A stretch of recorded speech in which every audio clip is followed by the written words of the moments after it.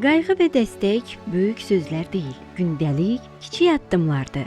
Gülümsəmə, kömək, anlayış.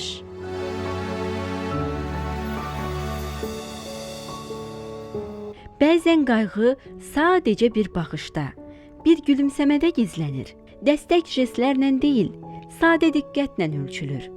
Paylaşılan bir fincan çay bəzən günün ən isti anına çevrilir. Dəstək bəzən sığınacaq axtaran bir canlının gözlərindədir. Biz hər gün bir araya gəlirik, fərqli işlər görürük, amma eyni dəyərləri paylaşırıq. Bizi birləşdirən sadəcə iş deyil, bir-birimizə olan qayğıdır. 29 oktyabr Beynəlxalq Qayğı və Dəstək Günü. Tək bu gün yox, hər gün bir-birimizə qayğı göstərib dəstək olaq.